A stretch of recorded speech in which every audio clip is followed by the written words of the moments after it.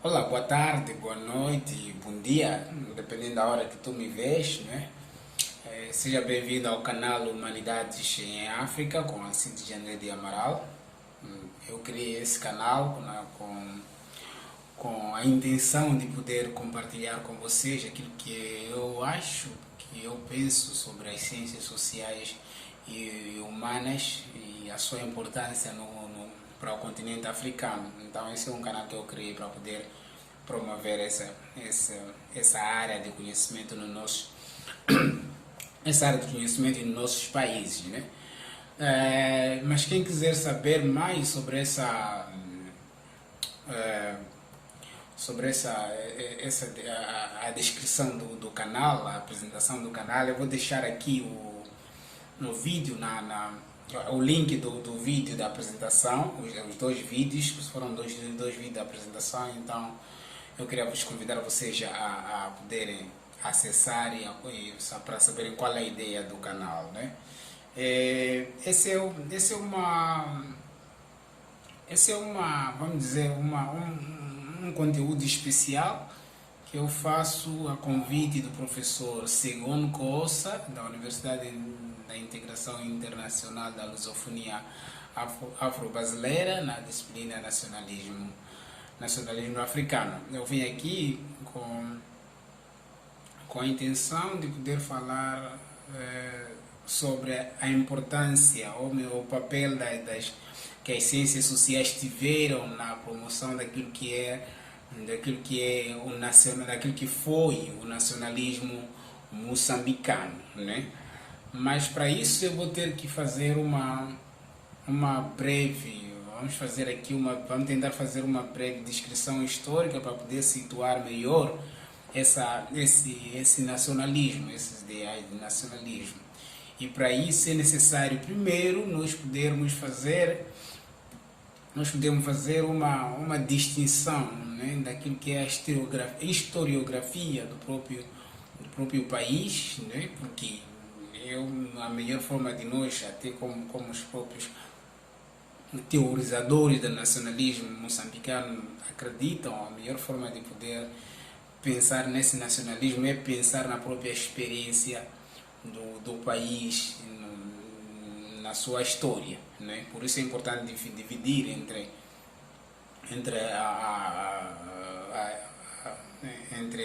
o tempo colonial e o tempo pós-colonial.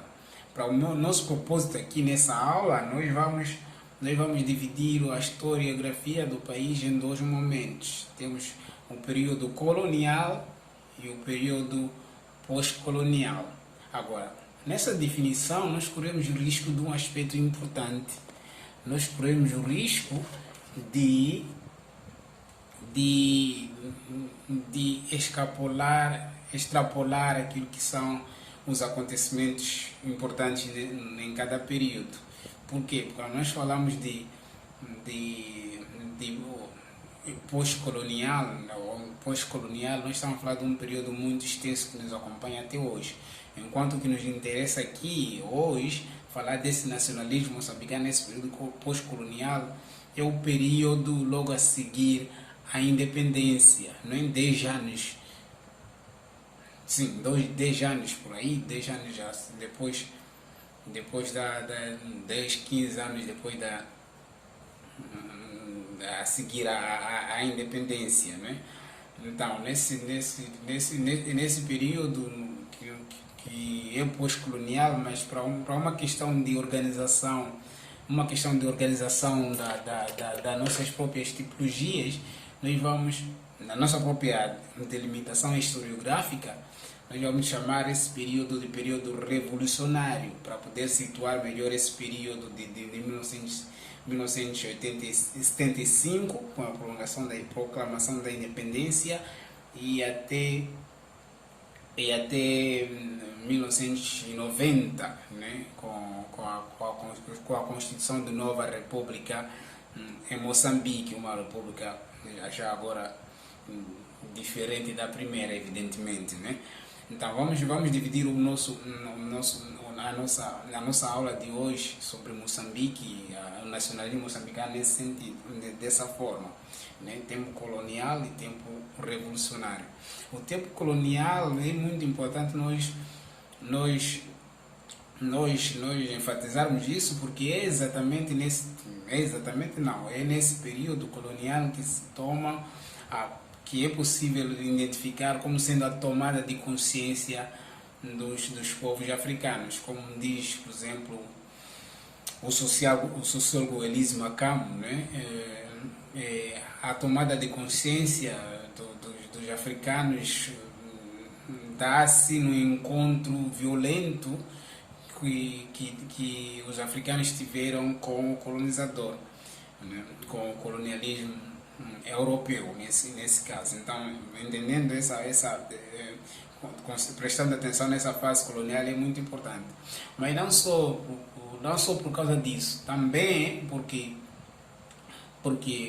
a própria ideia de nacionalismo moçambicano ou do africano no geral surge nesse período de dominação colonial, apesar de ser um pouco mais tarde, nos finais, vamos dizer,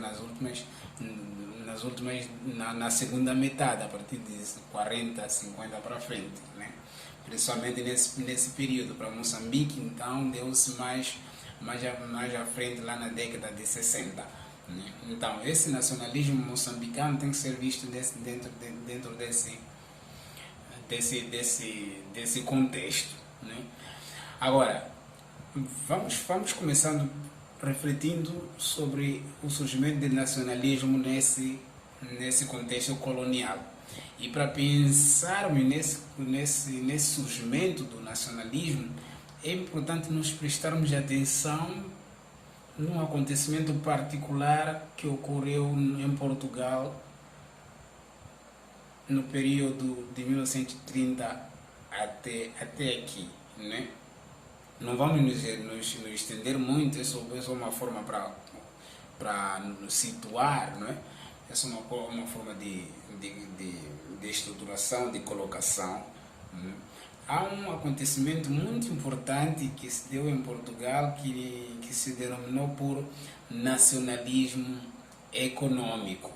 Né? Nacionalismo econômico. E não só as transformações que estavam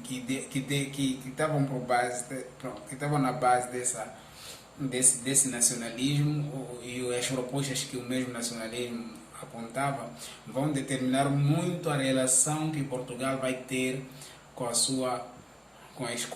as áreas nas quais Portugal era o dominante, né? Nas áreas nas quais Portugal dominava, né? Então, o nacionalismo africano, o nacionalismo econômico teve uma figura muito importante nele, que é Antônio de Oliveira Salazar, né? Quando toma o poder, depois de ser indicado pelos militares que acabaram tomando o controle de Portugal com o golpe que se fez em 1996, né? Então, foi indicado o Salazar para a pasta das finanças e depois para presidente do Conselho, né? Então, esse acontecimento é importante porque nesse período Portugal muda completamente a relação que mantém com as colônias, né? É nesse período que se cria um ato colonial, um documento, um ato colonial que delimitava, que deixava claro quais eram os reais interesses de Portugal e a nova forma de tratamento entre Portugal e as suas colônias. Então, nesse período acontecem várias coisas. Nesse período, as zonas africanas do continente africano que Portugal dominava passaram a ser designadas por colônias, por uma forte pressão, por uma forte presença até e pressão das missões religiosas católicas e protestantes da época, que contribuíram muito para a colonização e não a escravatura dos africanos. Então esse é um aspecto importante que para quem quiser entender essa história. Mas o mais importante é que com a colonização, com esse Estado Novo, né, vamos dizer um Estado Novo, esse Estado Novo português, que teve duas fases, a primeira fase com Antônio de Oliveira Salazar e depois com Marcelo Caetano, né, e uma figura, uma fase muito importante para o nacionalismo, para o nacionalismo moçambicano. Né.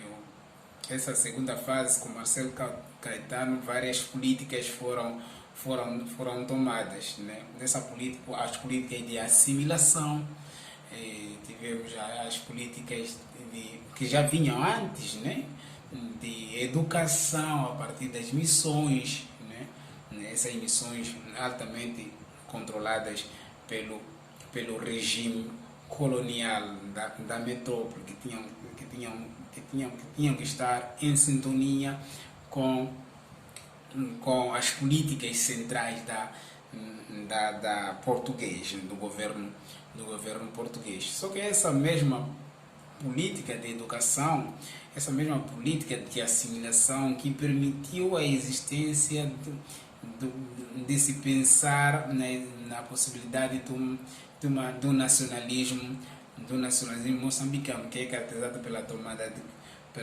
de consciência dos próprios moçambicanos em relação à sua condição de servo, de escravo, de explorado, de colonizado, que vai determinar esse nacionalismo moçambicano, que vai tomar o seu auge principal com a criação da Frelimo em 1962 e consolidada ainda mais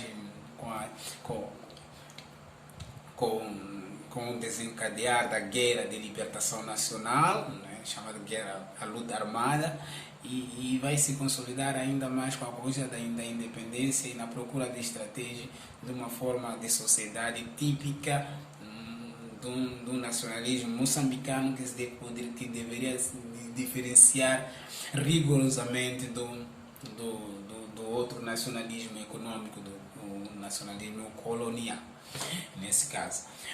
Mas vamos por partes nessa aula. Então vamos entender os acontecimentos que tiveram muita influência nesse período da história de Moçambique, nesse período da criação do nacionalismo moçambicano.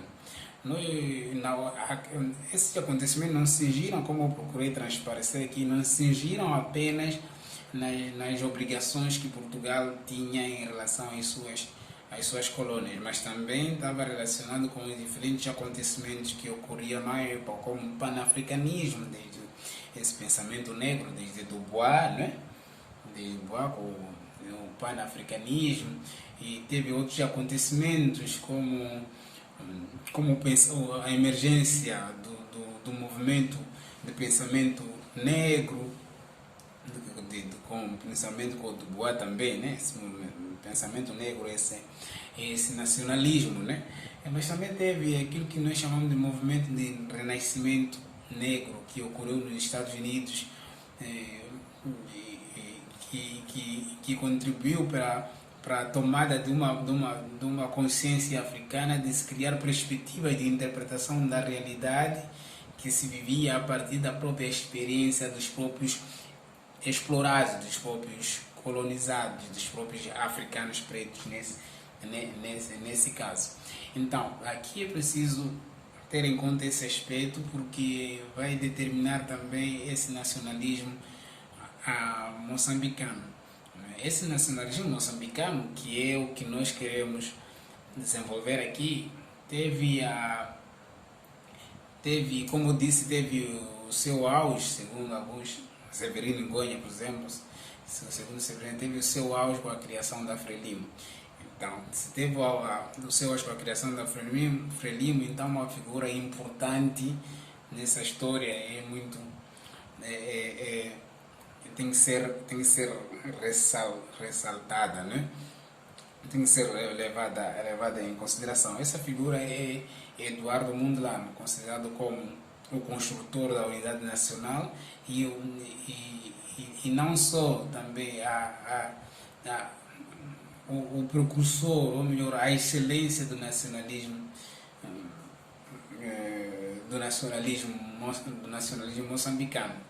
Por ser Eduardo Mondlane procurou até teorizar sobre esse nacionalismo, procurou também criar fundamentos sociológicos e epistemológicos sobre que podiam em base que podiam criar que podiam sustentar a ideia desse nacionalismo moçambicano. E é por isso que nós vamos dedicar algum tempo falando sobre ele. Ele escreveu uma obra interessante que agora é muito conhecida por todo moçambicano, entre aspas, porque há quem não conhece, né? Mas esse é outro assunto, né? Que é pensar, lutar por Moçambique, que é uma obra que ele escreveu. Mas não vamos, a nossa intenção não é falar dessa obra, vamos falar da sua ideia de nacionalismo moçambicano, que ele trouxe em 1964 numa conferência que se teve em Dar es Salaam, né, um comentário que ele fez sobre a ideia desse nacionalismo, da emergência e desenvolvimento desse nacionalismo africano, que segundo ele não pode ser desse nacionalismo moçambicano, que não pode ser vista fora do nacionalismo geral africano, porém que teria as suas particularidades. Ele nesse texto, nesse comentário, Eduardo Mondlane começa por definir aquilo que entende por nacionalismo no geral, né? O que ele entende por nacionalismo? Ele definiu assim o nacionalismo como uma tomada de consciência por parte de indivíduos ou grupos de indivíduos numa nação, ou de um desejo de desenvolver a força, a liberdade ou a prosperidade dessa nação. Se nós formos a ver essa definição, é uma definição muito geral e pressupõe que já existe, na verdade, a própria nação. Então, nacionalismo é a exaltação de uma nação que existe. Só que, no caso dos países africanos, essa definição torna-se um tanto quanto problemática, porque a ideia de nação nesses países dependeria de uma luta pela conquista da autodeterminação e independência desses povos.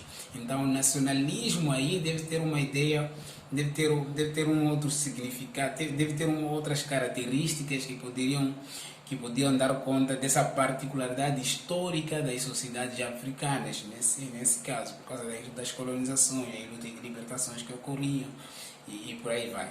É nesse sentido que ele Eduardo Mondlane procura concretizar, aumentar, alastrar mais essa definição de nacionalismo, do nacionalismo. Ele define assim agora: nacionalismo africano também se caracteriza pelo desenvolvimento de atitudes, atividades e programas mais ou menos estruturados com vista à mobilização de forças para conseguir a autodeterminação e independência. Se nós prestarmos atenção nessa definição, os elementos que ele traz, né, desenvolvimento de atitudes, de atividades e de programas, né, que tinha em vista a mobilização de forças para conseguir a autodeterminação, nós percebemos aí mais ou menos, em que contexto essa definição de nacionalismo se enquadra. Enquadra-se num contexto da necessidade de luta contra a opressão colonial, contra o colonizador, para a conquista da independência dos povos africanos, né? Então, esse nacionalismo seria não só de uma nação, mas também uma nação que ainda vai existir como uma comunidade imaginada como uma conquista diária dos povos africanos a partir das suas próprias experiências. Então, essa mobilização de forças é no sentido de não só lutar contra esse colonialismo português, mas também criar condições, né, para que se busque a autodeterminação e a independência. Daí a questão de criação de programas estruturados, mais ou menos estruturados, estamos a falar de programas de desenvolvimento e por aí vai. Então, nós conseguimos notar mais ou menos, nós conseguimos notar em que sentido esse nacionalismo deveria se cingir. Tinha que se cingir nessa busca de atitude, de desenvolvimento de atitude, de capacidade de estruturação de programas que pudessem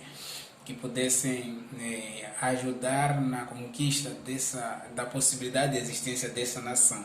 Uma nação que viria a existir num futuro, uma nação que não existia, para usar para me basear num poema de José Caraveirinha, cidadão de uma nação do futuro, de uma nação que ainda não existe, cidadão de uma nação que já não existe, né? Então, que ainda não existe, mas que existirá no futuro.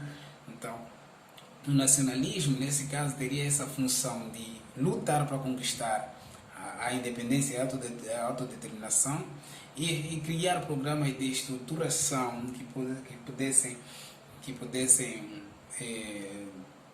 desenvolver esses próprios povos já independentes e autodeterminados, né? E desenvolvimento de criação de mobilização de forças que possam ajudar nesse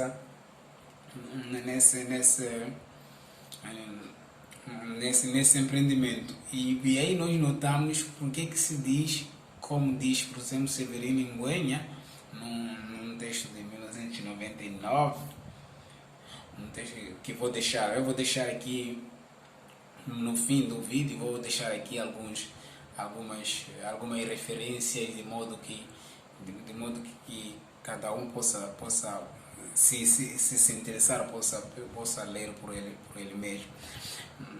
Então, o que eu dizia? Eu dizia que criação desenvolvimento dessa atividade e criação de programas que podem ajudar no desenvolvimento dessa sociedade. É por isso que o nacionalismo moçambicano é tomado como tendo seu auge com a criação da Frente de Libertação de Moçambique, que foi um processo não apenas louvável, mas também um processo tenso de busca dessa autodeterminação. E Eduardo Mondlane aqui também se torna uma figura importante, uma figura central nessa busca de autodeterminação, né? Então a guerra começa a Frelimo cria-se em 1962, a guerra começa em 1964 e esse processo todo vai levar a metamorfoses que vão de certa forma não fugir daquilo que é a idealização daquilo que seria o nacionalismo moçambicano, porém vai sofrer algumas transformações de acordo com o próprio contexto. Então, com a morte de Eduardo Mondlane em 1969 não quer dizer que morreu também esse nacionalismo moçambicano, não. Ela tomou novas formas, tomou novos mecanismos de luta e uma disputa e uma forma de tratamento especial a partir de uma ideologia específica determinado pelo contexto global que que o nosso país se encontrava, não é? Esse contexto global é a chamada Guerra Fria, né? Que punha em disputa bipolar o bloco de leste e o bloco norte, ocidental, nesse caso. De um lado, Estados Unidos, e do outro lado, a Rússia. Então, pela experiência dos outros países africanos, ou pela experiência dos próprios africanos,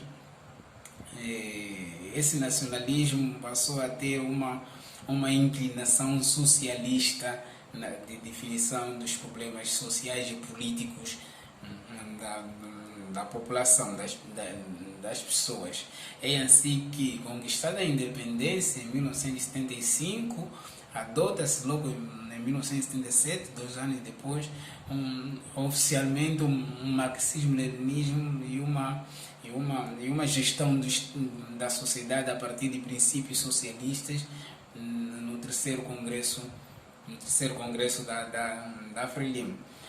Aí o nacionalismo não teve uma forma já prática, ideologicamente já definida e estruturalmente também delineada. E aí que a Frelimo posiciona-se como um partido da vanguarda, o único partido capaz de determinar os destinos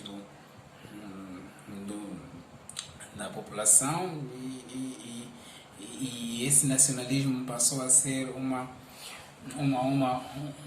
forma de claro, como é característica do nacionalismo, como uma reação de recusa do status quo colonial. Daí existiam vários termos como combate ao racismo, vícios da colonização, expressões como vícios da colonização, e por aí vai. Esses aspectos determinaram profundamente essa nova fase do processo de desenvolvimento do próprio nacionalismo moçambicano. Ele surge idealizado por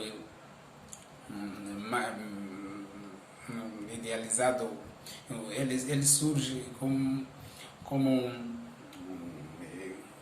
um manifesto, né? Como um manifesto de descontentamento dos povos dos moçambicanos, se consolida, atinge o seu auge com a criação da Frelimo e se consolida no desencadeamento da luta de libertação, mas toma as suas posições na estrutura daquilo que a fase de programas estruturais o programa é mais ou menos estruturado com as independências, com várias políticas que o governo da Frelimo tomou na altura, né? Como estruturas como programas como de reajustamento estrutural, que se pretendia que tirasse o país do subdesenvolvimento em menos de 10 anos. Então, nosso nacionalismo moçambicano contou com essas dinâmicas, né? Tendo Eduardo Mondlane sendo uma figura central na edificação do mesmo. Agora, aqui é preciso então nós pensarmos qual era então o papel das ciências sociais nesse processo todo. Há uma coisa que nós devemos ter em conta quando nós pensamos nas ciências sociais. Essa coisa é a ideia de inexistência de uma ciência social virada para os problemas sociais que o país vivia, virada para as próprias pessoas, para os próprios moçambicanos, né? No tempo colonial. Não existia ciência, praticamente não existia ciências sociais nesse período colonial que se cria, que se desenvolve um nacionalismo moçambicano. Entretanto, não quer dizer que eles não tiveram algum papel. Tiveram. O próprio Eduardo Mondlane procurou teorizar sociologicamente esse nacionalismo, sociohistoricamente esse nacionalismo. Não é? Então, ele, a partir do conhecimento, a partir de análises que fez daquilo que era a situação de Moçambique e a possibilidade de luta de libertação, ele baseou-se em instrumentos de, de interpretação facilitado pelas ciências sociais. As ciências sociais tiveram um papel muito importante nesse período, pelo menos no entendimento daquilo que seriam os destinos da luta, das características da luta a possibilidade da luta e a importância dessa mesma luta. A ideia de se juntar diferentes movimentos que existiam, humano. Sim. Então, dizia que o nacionalismo português nos territórios de se autoafirmar e explorar nos territórios moçambicanos deveu-se a essa pouca união, essa luta que era feita entre diferentes chefes, diferentes grupos isoladamente que eram facilmente derrotados. Daí isso era para justificar a necessidade de união de diferentes forças da sociedade moçambicana para que pudessem lutar juntos em nome de uma ideia de Moçambique como uma nação moçambicana. Assim, o Eduardo Mondlane aparece como esse nacionalista, esse arquiteto de unidade nacional que procura juntar o NAM, MANO, o DENAM, para formar um conglomerado único que pudesse dar conta da luta de libertação desse povo. Agora, as ciências sociais aí tiveram uma influência grande, né, na própria decisão de Eduardo Mondlane de criar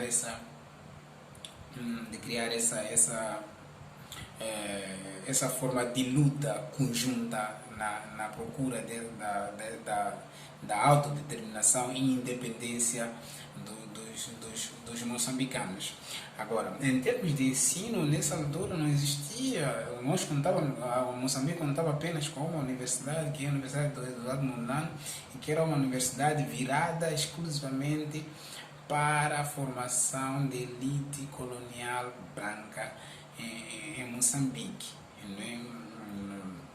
Filhos de portugueses, algumas elites que deviam ser formados na UEM, a anterior Universidade de Lourenço Marques, que até não concluíam todos, todo o curso não era feito aqui em Moçambique. Os estudantes faziam uma pequena parte introdutória e iam concluir os seus cursos na metrópole. Então, não era impossível, quase impossível falar-se de ciências sociais nessa altura, a não ser como essa forma de interpretação que tentei fazer da luta de libertação e criação da Frelimo, levada a cabo por Eduardo Mondlane. Agora, na segunda fase, essa fase revolucionária, as ciências sociais aí passaram a ter um papel muito importante, muito presente e muito ligada com a liderança da época. O Centro de Estudos Africanos, por exemplo, da UEM, funcionava, que seria a UEM nesse caso, funcionava como um repositório de assessoria ao governo, né? Onde o governo iria buscar lá elementos que podia permitir tomar decisões mais ou menos lúcidas, apesar disso não acontecer várias vezes. E não só, com a adoção do nacionalismo, com a adoção do nacionalismo, quer dizer, com a adoção do socialismo como sendo as linhas centrais ideológicas do Estado moçambicano, nesse caso o Estado que era dominado, que tinha um único partido de vanguarda, o partido Frelimo, nesse caso, né? Então as linhas centrais adotadas pelo partido Frelimo no campo político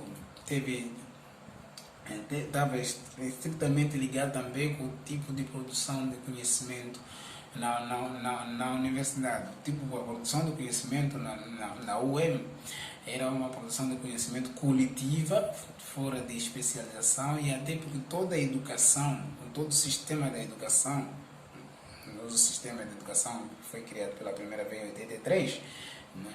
O sistema de educação seria um sistema virado, um sistema de educação para o socialismo, quer dizer, um sistema de educação que teria como princípio, que teria como fundo ideológico ao próprio marxismo e socialismo que é adotada pela liderança da época. O mesmo Fernando Ganhão, o reitor da Universidade Eduardo Mondlane, que tomou esse nome em 1976, já afirmava que não podia existir nenhuma diferença entre ciências sociais de um lado e marxismo do outro. Para ele era quase a mesma coisa. É impossível não ser ciências sociais, ser cientista social em sociedade africana, em Moçambique, sem ser marxista, né? Não havia essa distinção. E a base de interpretação e a gestão dessas instituições de ensino superior eram viradas ao socialismo e a exaltação do marxismo. E a universidade trabalhava intrinsecamente com o poder político da altura. Eu vou dar um exemplo, por exemplo, do clássico das ciências sociais moçambicanas, que é uma obra de um mineiro moçambicano. Foi uma obra coletiva com pretensão interdisciplinar, ou como disse Carlos Cera, né? Parece que o termo parece ser melhor. Carlos Cera chamou uma produção antidisciplinar, né? Não exatamente interdisciplinar, mas antidisciplinar, que teriam como recusa a forma disciplinar de produção de conhecimento, né? Na Universidade de Eduardo Mondlane. Então, essa obra, o Mineiro Moçambicano, teve essa característica coletiva comum, né? Tal como a forma de interpretação, tal como acreditava ser a estrutura de organização da sociedade e das produções do conhecimento, no nome chamado socialismo científico. Então, as ciências sociais tiveram um papel muito importante nessa segunda fase do nacionalismo moçambicano, mas também tiveram um papel importante no início, através da forma de tomada de posição. Esse, mais ou menos, um panorama geral e introdutório que pode caracterizar o nacionalismo moçambicano. Vou fazer um resumo muito brevemente daquilo que eu acabei de falar, que o nacionalismo moçambicano tem raízes, como todo o teórico do nacionalismo, teórico idealizador do nacionalismo acredita, está profundamente ligada com a experiência colonial vivida pelos africanos, nesse caso pelos moçambicanos. Daí o nacionalismo moçambicano seria uma experiência do próprio povo africano. Surge no tempo colonial como uma figura importante como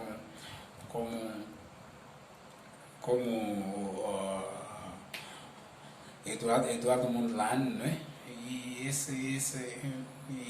vai ganhar força com a criação da Frelimo em 1962 e se consolida, torna-se visível com a independência, com a luta armada e torna-se triunfal e aparentemente vitorioso com a proclamação da independência e exaltação daquilo que se acreditava ser Moçambique, ser a moçambicanidade, porém uma moçambicanidade a partir dos pressupostos ideológicos dominado próprio do contexto que o continente vivia, que o continente no mundo vivia na época de uma guerra fria que pela experiência dos próprios povos africanos, o socialismo passou a ser o crivo ideológico preferido pela liderança política. Então as ciências sociais no período colonial, com a criação da Frelimo, teve um papel importante na interpretação da realidade que levou ao Eduardo Mondlane a tomar a decisão de unir forças e ter interpretado como devia ser conduzido a luta. Na fase revolucionária, as ciências sociais passaram a trabalhar diretamente com o poder político, que tinha uma orientação socialista, e as produções teriam como finalidade assessorar o governo, e tinha características também comum, coletiva, de produção do conhecimento, como, por exemplo, o clássico das ciências sociais moçambicanas, o minério moçambicano. É mais ou menos isso que eu queria apresentar para vocês nessa aula. Espero ter deixado mais ou menos algumas diretrizes de possibilidade de seguirem vocês mesmos à procura de informações sobre esse aspecto. Agora vai passar aí a revisão, as referências que eu usei para falar isso com vocês. Espero que tenha sido uma aula, tenha sido uma exposição que de certa forma tenha ajudado a compreender alguns aspectos da nossa do nacionalismo moçambicano e o papel das ciências sociais nesse mesmo desenvolvimento desse nacionalismo. Muito obrigado mais uma vez, segundo, por me indicar falar sobre esse tema, que eu aprendi muito, faz parte desse meu projeto, seja aqui do canal, seja do meu projeto acadêmico no mestrado interdisciplinar em Humanidades. Muito obrigado e espero que sirva alguma coisa.